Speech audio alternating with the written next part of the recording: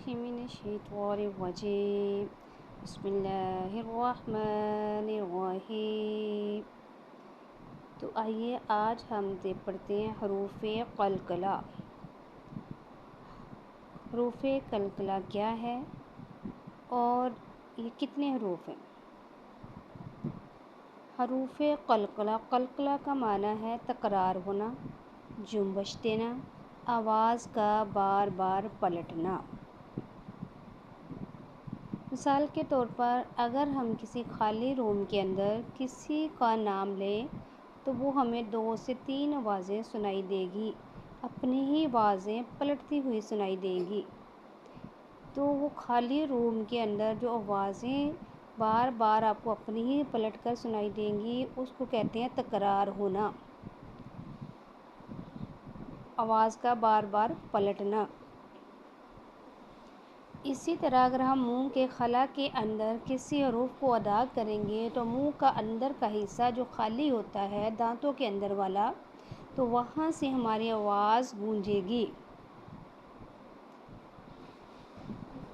तो इससे पहले आप मेरे चैनल को शेयर करें, लाइक करें, सब्सक्राइब करें ताकि आने वाली हर वीडियो आप तक पहुंच सके। तो आइए आज हम लेसन की तरफ चलते हैं। हरूफ़े क़लक़ला 5 हैं।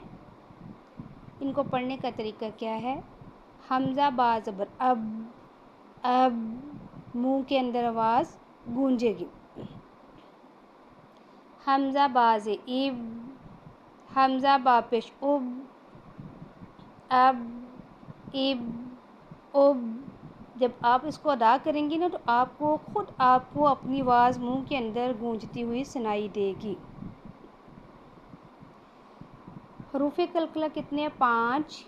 क़ाफ़, त्वा, बा, जीम और दाल। तो इस तरह अगर हम इसको सही पढ़ने का तरीका देखेंगे तो इनको साकिन किया जाएगा। साकिन करने से आवाज़ आपके मुंह के अंदर गूंजेगी। हमज़ा त्वा ज़बर अत, तो हमज़ा त्वा से इत, हमज़ा त्वा पेश उत, अत इत उत। हमज़ा बा ज़बर अब, हमज़ा बा से इब, हमज़ा बा पेश उब, अब इब उब। हमज़ा क़ाफ़ ज़बर अक़, हमज़ा क़ाफ़ से इक़, हमज़ा क़ाफ़ पेश उक़, अक़ इक़ उक़। हमज़ा दाल ज़बर अद, हमज़ा दाल से इद, हमज़ा दाल पेश उद, अद इद उद। तो ये थे आज के हमारे हरूफ़े क़लक़ला और इनको अदा करने का तरीका।